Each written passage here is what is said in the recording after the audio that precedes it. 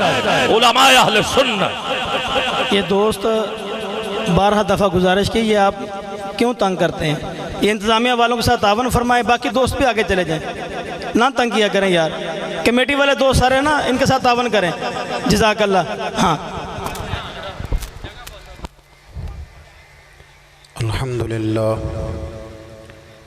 الحمدللہ الذی ذی العزت والعلا والصلاة والسلام علی سید الانبیاء شمس الضحیٰ بدر الدجا نور الہدا منبع الجود والعطا، اما بعد، اعوذ باللہ السمیع العلیم من الشیطان الرجیم، بسم اللہ الرحمن الرحیم، النبی اولیٰ بالمؤمنین من انفسہم، آمنت باللہ صدق مولانا العظیم وصدق رسولنا بلاغ المبین ونحن علی ذالک لمن الشاہدین والشاکرین والحمد للہ رب العالمین۔ ان اللہ وملائکتہ یصلون علی النبی یا ایہا الذین آمنوا صلوا علیہ وسلموا تسلیما۔ الصلاة والسلام علیک یا سیدی یا رسول اللہ وعلی آلک واصحابک یا سیدی یا حبیب اللہ۔ سارے حضرات درود شریف پڑھیے، سارے حضرات پڑھیے۔ الصلاة والسلام علیک یا رسول اللہ وعلی آلک واصحابک یا حبیب اللہ۔ اللہم صلی علی سیدنا و مولانا محمد معدن الجود والکرم وآلہ وصحبہ وبارک وسلم۔ تمام تعریفیں، حمد اور ثنا اللہ جل جلالہ کے لیے۔ درود و سلام نبی اکرم نور مجسم شفیع معظم احمد مجتبیٰ جناب حضرت محمد مصطفیٰ اعلیٰ تحیت و ثنا کی ذات والا صفات کے لیے حمد و صلات کے بعد، عشق مصطفیٰ کانفرنس کے عنوان سے اس خوبصورت اجتماع میں میں اور آپ حاضر ہیں۔ یہ دعا فرمائیں اللہ تعالی ہم سب کو دین کے ساتھ اخلاص کی توفیق عطا فرمائے۔ پروگرام کیا ہے، کیا غرض و غایت ہے، کیا اس کے مقاصد ہیں، بڑے ترتیب کے ساتھ عابد صاحب نے آپ کے سامنے ساری چیزیں رکھنی ہیں۔ اعلیٰ حضرت فاضل بریلوی رحمۃ اللہ نے یہ لکھا ہے کہ جس بندے نے کسی کا وقت ضائع کیا اس نے بھی قیامت میں حساب دینا ہے۔ تو چونکہ بات جو ہو چکی اسے دہرایا نہیں جائے گا، مقاصد کیا ہیں وہ سب آپ سمجھ چکے۔ میں اب جلدی سے بات شروع کروں گا، چونکہ ماشاءاللہ سے آپ نے کافی ساری تقاریر کو، خطبات کو، نصائح کو، اچھی گفتگو کو سننا ہے۔ میرے حصے میں جو میرے نصیب میں ہے چند باتیں، اللہ کرے کہ میں جب وہ بات کروں تو اللہ مجھے خلوص کی توفیق عطا فرمائے۔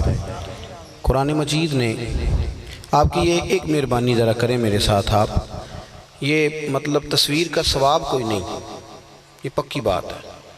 مطلب کسی عالم نے یہ قول نہیں کیا کہ اس کا کوئی اجر ہے، اس کو یہ تو ضرورت کے لیے جائز ہے، ایک مجبوری بن گئی تھی، ورنہ اس کو اتنا سوار نہ کریں، نفسیاتی مسئلہ نہیں بنائیں اس کو۔ پر ٹھیک ہے، یہ ویڈیو ایک آدھ بن رہی ہے تو یہ اتنی کافی ہے۔ مطلب اب ہم نے صرف لوگوں کو صرف صحافی نہیں بنانا، نہ ساری قوم کو ایکٹنگ سکھانی ہے، اور بھی غم ہے زمانے میں محبت کے سوا، اور بھی کئی شعبہ جاتے ہیں جس میں ملت کے جوانوں نے جانا ہے، تو اس سے باہر نکلیں۔ اللہ تعالیٰ آپ کو جزائے خیر عطا فرمائے۔ میری بات توجہ سے سنیں، کچھ باتیں آپ سے، اور تھوڑا سکون پیدا کریں آپ نا۔ مطلب یہ ہے کہ یہ جو محافل ہیں ان کے بڑے آداب ہوتے ہیں، تو آپ تھوڑا اطمینان توجہ رکھیں، اور جتنی بھی گفتگو ہو میرے بعد بھی ان سب کو بھی آپ توجہ سے سنیں، چونکہ اجتماع میں آنے کا مقصود یہ ہے کہ اتنا زیادہ اہمیت کے ساتھ اس کو انعقاد پذیر ہے یہ، اور بڑی بڑی دور سے مہمانان گرامی قدر آ رہے ہیں، تو ظاہر ہے ہم نے اس سے ضرور کچھ نہ کچھ حاصل کرنا چاہیے۔ اللہ تبارک و تعالیٰ اس کی توفیق عطا فرمائے۔ دوستو، اللہ تعالیٰ نے قرآن پاک میں مومن کا نبی پاک صلی اللہ علیہ وسلم کے ساتھ جو رشتہ بیان کیا ہے نا، وہ رشتہ یہ ہے کہ نبی کریم علیہ السلام مومنوں سے ان کی جانوں سے بھی زیادہ قریب ہیں۔ النبی اولیٰ بالمؤمنین من انفسہم، اور اولیٰ کا ایک معنی مالک کے کیے گئے کہ نبی پاک علیہ السلام مومنوں کی جانوں سے بھی زیادہ مالک ہیں۔ مومن اپنی جان کے اتنے مالک نہیں جتنے اللہ کے رسول ان کی جان کے مالک۔ انسان کی جب کسی شخص سے دلچسپی ہو جاتی ہے نا، ہر آدمی سے انسان کو محبت نہیں ہوتی، کچھ جگہوں پہ انسان مجبور بھی ہوتا ہے، محبت نہیں ہوتی، لیکن جس جگہ محبت ہوتی ہے وہاں اطمینان ہوتا ہے، سکون ہوتا ہے۔ گھر اس آدمی کا زیادہ اچھا نہیں چلتا جو اپنی بیوی کو خرچ زیادہ دیتا ہے، مکان اچھے میں رکھتا ہے، بلکہ وہ گھر زیادہ اچھا چلتا ہے۔ یہاں مکان تو کچا ہوتا ہے لیکن میاں بیوی کے درمیان اعتماد کا اور محبت کا رشتہ قائم ہوتا ہے، ورنہ وہ سجرا سنورا گھر بھی دوزخ نظر آتا ہے۔ دین نے ہمیں جو اسلوب دیا وہ یہ ہے کہ مومن کامل ہونے کے لیے نبی پاک کی محبت شرط ہے۔ اگر حضور سے محبت ہوگی تو ایمان مکمل ہوگا، اگر نبی کریم علیہ السلام سے محبت نہیں تو ایمان کی تکمیل ہو سکتی، اور محبت لفظوں میں سمیٹی نہیں جا سکتی، اور محبت کی اداکاری ویسے ممکن نہیں ہوتی۔ اس کے لیے ضروری ہے کہ انسان خود اپنے دل سے پوچھے۔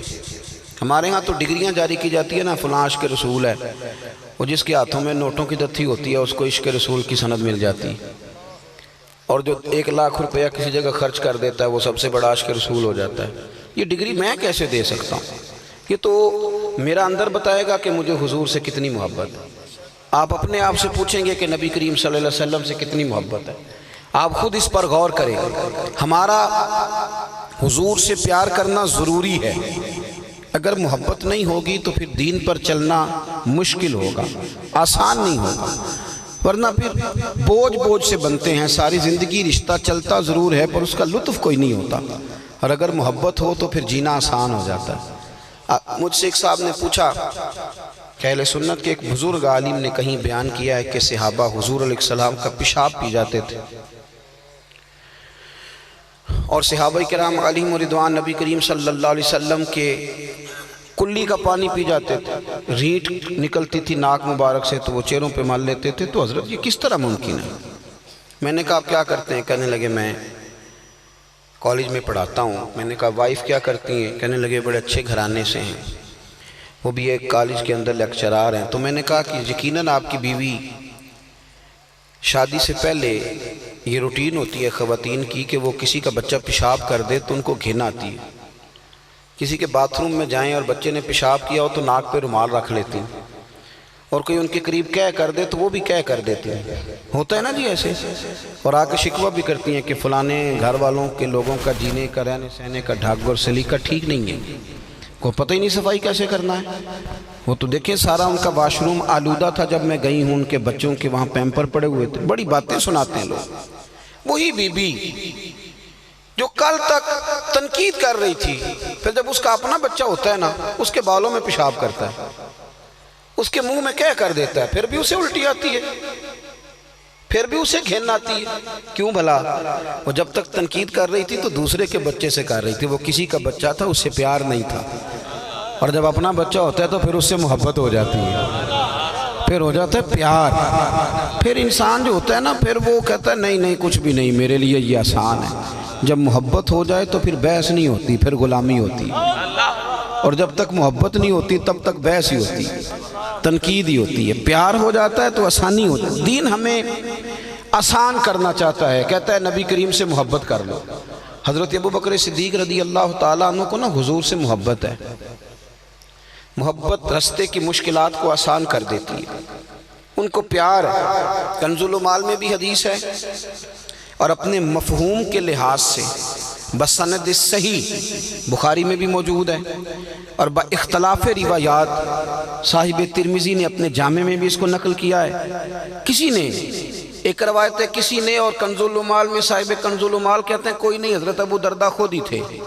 جناب ابو دردہ نے ایک دفعہ حضرت صدیق اکبر سے ان کے دور خلافت میں پوچھا، حضرت جی انسان پر بڑے وقت آتے ہیں جب اسے خوشی اور مسرت کے لمحات ملتے ہیں، تو زندگی میں آپ کب خوش ہوئے تھے؟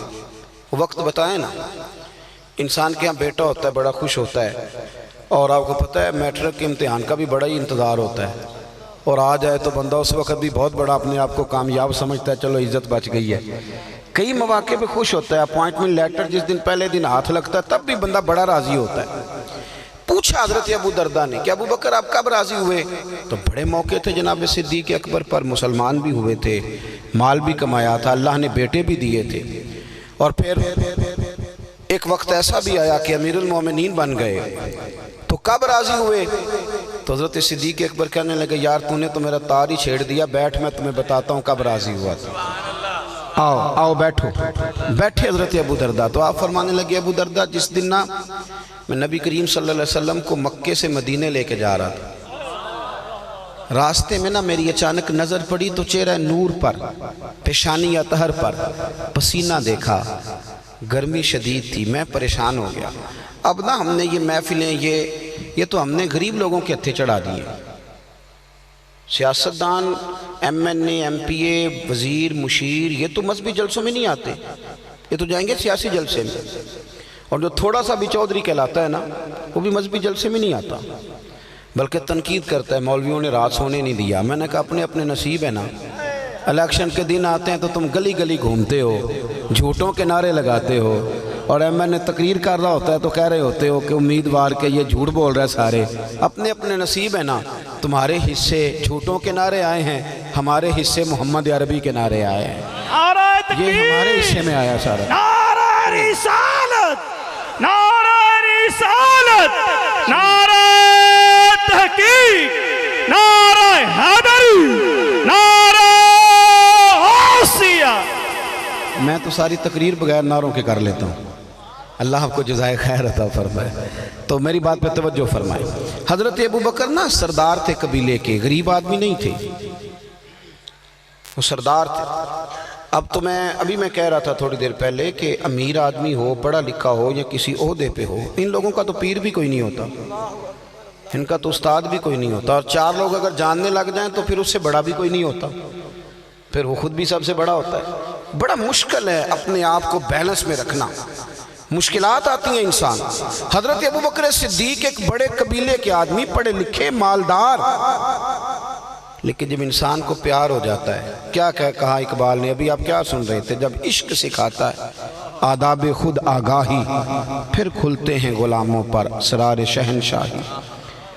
محبت ہو گئی رسول کریم سے، فرمانے لگے جب میں لے کے جا رہا تھا نا تو میں نے پسینہ دیکھا، میں نے فوراً عرض کیا حضور تھوڑی دیر آرام نہیں کر لیتے، وہ پہاڑ کی ڈھلان ہے، میں سایہ نہ دیکھا ہوں۔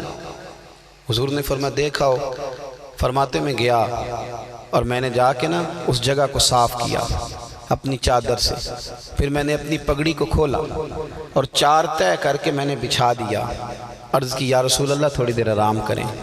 کہتے ہیں حضور آرام کرنے لگے تو میں تلاش کرنے لگا کوئی ٹھنڈی چیز ملے تو محبوب کو پیش کروں۔ فرماتے ہیں ایک چرواہا نظر آیا تو میں نے کہا دودھ ایک بکری کا دے دو، کہنے لگا ڈیرے پہ تو 3 دینار کا ہے، یہاں تو میں مہنگا بیچتا ہوں، 4 دینار لوں گا۔ آپ فرمانے لگے یار تو زیادہ بھی مانگتا تو میں دینے کو تیار تھا، بس ایک شرط ہے میری، ذرا یہ برتن بھی دودھ کا دھو لو، اپنے ہاتھ بھی دھو لو، بکری کے تھن بھی دھو لو۔ کہتے ہیں مجھے کہنے لگا بڑے پاک صاف ہو، اور میں نے کہا یار میں تو جو ہوں جس کے لیے لے کے جانا ہے نا انہیں اللہ نے بڑا پاک پیدا فرمایا۔ کہتے ہیں وہ مجھے کہنے لگا کہ بھائی مجھے تو کوئی اعتراض نہیں، پر کنواں یہاں سے دور ہے، وہ دور ہے سامنے کنواں پہاڑ کے پیچھے۔ تو آپ فرمانے لگے تو مجھے رستہ نہ بتا، بس اشارہ کر دے، اور تو 10 منٹ ٹھہر دیکھ میں کیسے آتا ہوں۔ حضرت صدیق اکبر دوڑے گئے، فرماتے ہیں وہاں سے پانی بھر کے لایا، پہلے بکری کے تھن دھوئے، اپنے ہاتھ دھوئے، وہ کہنے لگا دودھ بھی تم ہی دھو لو۔ کہتے میں نے دودھ دھویا، اب دل میں خواہش ہے اسے ٹھنڈا کروں۔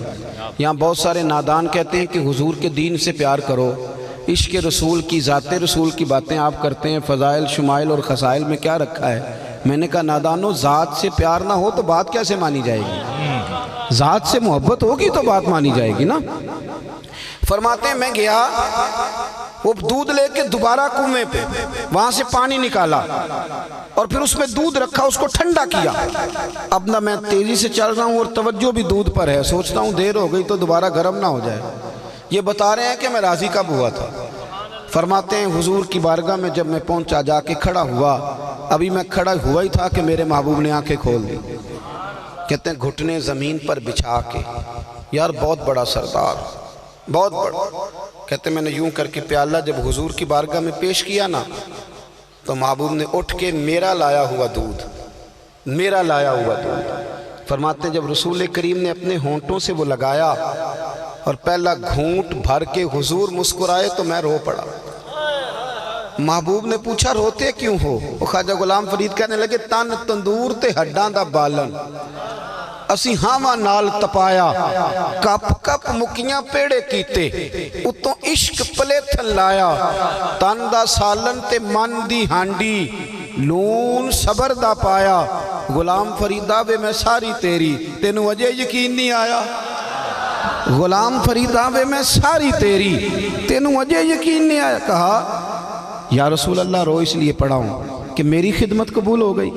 کہتے ہیں رسول کریم نے جب پیا تو فرمانے لگے مجھے بڑا مزہ آیا ہے، میرا دل ٹھنڈا ہوا۔ جناب صدیق اکبر فرماتے ہیں ابو دردہ مجھے اللہ کی عزت کی قسم میں اس دن اتنا راضی ہوا کہ نہ اس سے پہلے کبھی ہوا تھا نہ اس کے بعد کبھی ہوا، اتنا اس دن میں راضی ہوا۔ شاہ صاحب آگے جی یہ ذرا کھول دیں۔ نعرہ تکبیر، نعرہ رسال، ماشاءاللہ گرامی قدر اس وقت ہمارے درمیان عزت مآب پیر طریقت راہبر شریعت حضرت قبلہ پیر سید محمد ذیشان المجتبی شاہ صاحب دامت برکاتہم القدسیہ آستانہ عالیہ چراغیہ والٹن شریف تشریف لا رہے ہیں۔ ہماری خوشبختی ولی کامل کے نور نظر آج کی اس محفل پاک میں آپ کی زینت، آپ یقیناً قابل صد احترام، درمیان سے آپ دو شباب رستہ چھوڑ دیں تاکہ بآسانی حضرت کو ہم اسٹیج پر خراج تحسین پیش کر سکیں۔ بالکل میں انہیں نہ سخت دنی اچھا کچھ جو نوجوان ہیں وہ کوشش کریں علماء کو جگہ دیں اسٹیج پر، یہ جو صوفے لگے ہوئے ہیں ان پر علماء جو ہیں وہ تشریف رکھیں، باقی دو شباب بیٹھ جائیں، نیچے آ کے بیٹھ جائیں۔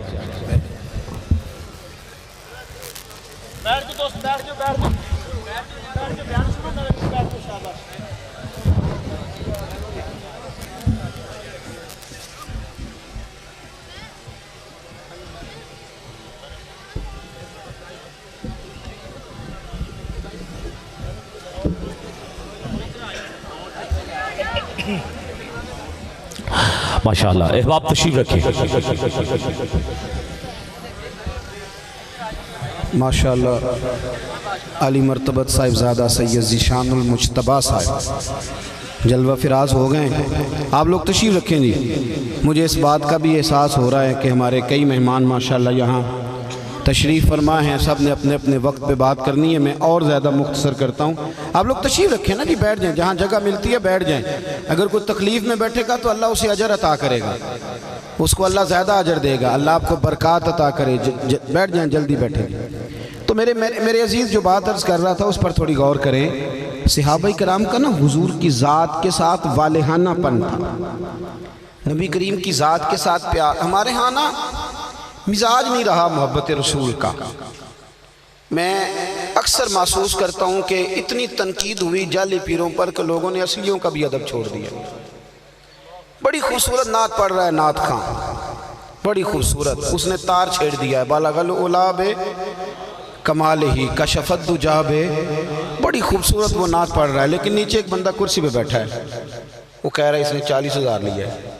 وہ خدا کے بندے، اب پہلے تو آپ غلط کرتے ہو، ایسا کام ہی کیوں کرتے ہو؟ نعتیں خریدنے والا، تلاوتیں اور تقریریں خریدنے والا، اور اگر کرتے ہو تو اب جو اس نے کرنا تھا وہ تو کر چکا، اپنا مزہ تو نہ خراب کر۔ اب نے تو سرکار کی نعت سننی ہے، ہمیں اس سے کیا لگے کون کیا کر رہا ہے؟ اپنا ذائقہ خراب کر لیا، ذوق خراب ہو گیا، شعری ذوق بھی خراب ہے آج کل، درد کا مزاج بھی خراب ہے۔ کوئی بڑا اچھا مسجع مکفہ پڑھنے والا بھی ہو تو پھر بھی میرا زندگی میں تجربہ یہ ہے کہ نعت پڑھنے سے زیادہ نعت سننا کمال ہے۔ کو نہیں سمجھ آئیے آپ کو؟ نعت پڑھنا حضرت حسان کی سنت ہے، سننا نبی پاک کی سنت ہے۔ کیا بات، آپ بات کو سمجھیں، زیادہ کمال تو اس کو سننا ہے، اس کو سننا کمال ہے۔ وہ ذوق، وہ درد، وہ شوق، وہ پیار، وہ مٹھاس، وہ لب و لہجہ، آپ اپنے ذوق کو قائم رکھیں۔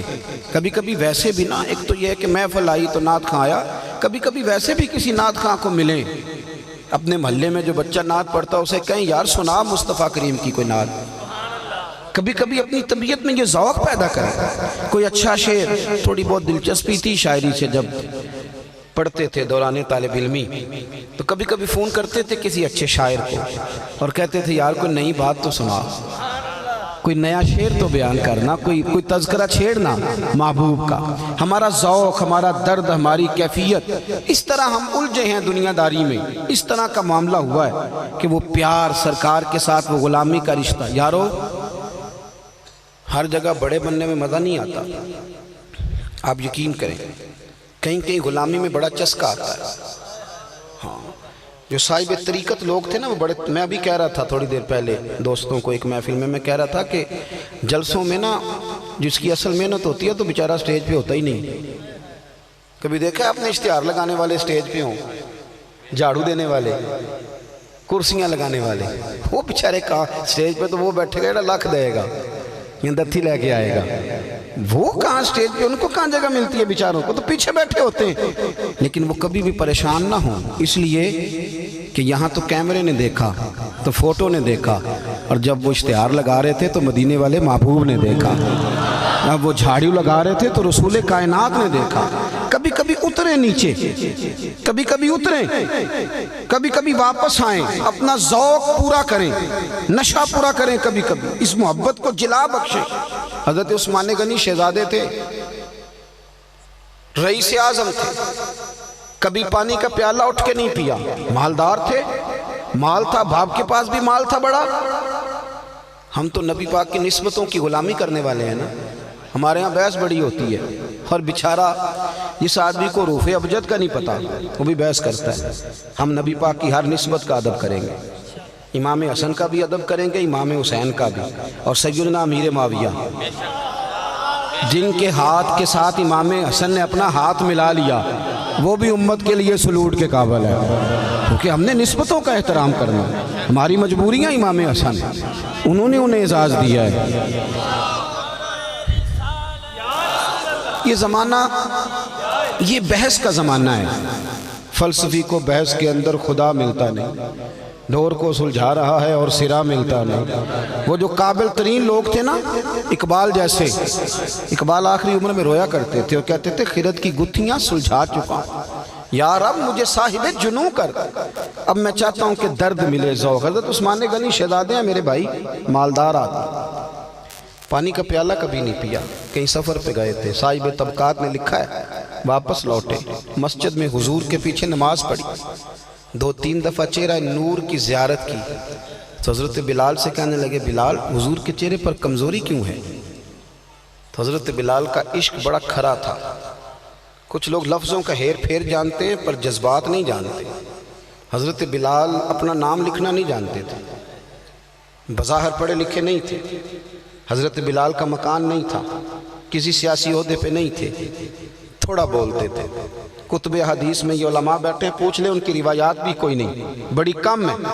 حضرت بلال حبشی نے کیلو کال نہیں کیا، جتنا بھی کیا ہے مصطفیٰ کی غلامی کی ہے اور محبوب سے پیار کیا ہے، کہ صرف باتوں کے گورکھ دھندے کا نام پیار رہ گیا. صاحب سنو، حضرت بلال سے جناب عثمان غنی نے پوچھا بلال حضور کے چہرے پہ کمزوری کیوں ہے؟ تو حضرت بلال نے کوئی جواب نہیں دیا، بس رو پڑے.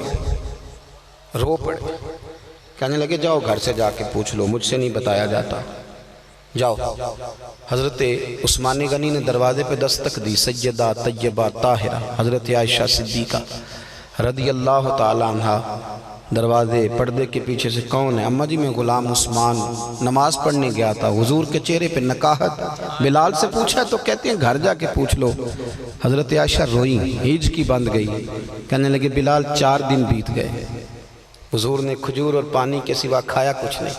کیا خیال ہے آپ کا؟ نبی پاک مجبور ہیں بھوک کاٹنے؟ پتہ ہے آپ کو یہ فقیری میرے نبی کی پسند ہے. ہاں کچا مکان حضور کی پسند ہے. اللہ کے رسول صلی اللہ علیہ وسلم فرماتے ہیں مجھے اللہ نے اختیار دیا تھا، میں چاہوں تو نبی اور بادشاہ بن جاؤں. حضرت یوسف نبی بھی ہیں، بادشاہ بھی ہیں. جناب سلیمان علیہ السلام نبی بھی ہیں، بادشاہ بھی ہیں. پر حضور نے فرمایا میں نے بادشاہت قبول نہیں کی، میں نے رب کا بندہ اور نبی بننا پسند کیا ہے. متائے بے بہا ہے درد و سوز آرزو مندی، مقام بندگی دے کر نہ لو شان خدا بندی. نبی رحمت سید عالم صلی اللہ تعالی وسلم کی پسند ہے فقیری. سادہ کھانا اور موٹے بانڈ کی چارپائی پہ سونا یہ حضور کی پسند ہے۔ حضرت عثمان نے جب سنا 4 دن سے روٹی نہیں کھائی، دوڑے گئے، ادھر دیکھیں جی میری طرف، دوڑے گئے، اپنے کندھے پر اناج کی بوری رکھی، شہزادہ ہے، مالدار ہیں، اور پھر کھانے پینے کا سامان لائے۔ سیدہ عائشہ صدیقہ سے کہنے لگے اماں جی اگر آپ پردہ کر لیں اور مجھے سین دے دیں۔ حضرت عائشہ کہتی ہیں میں بار بار پردے کی اوٹ سے دیکھتی، میں نے سیدہ فاطمہ الزہرا سے بھی کہا کہ ذرا دیکھو تو صحیح کیا ہو رہا ہے۔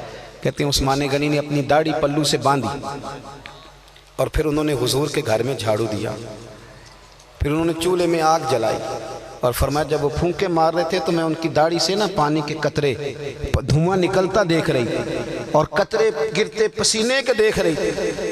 آپ فرماتی ہیں پھر عثمان نے نا کھانا پکایا، پھر روٹیاں پکائیں، ان کے ہاتھ جلے، پھر دسترخوان سجایا، اور پھر جب کھانا چن لیا تو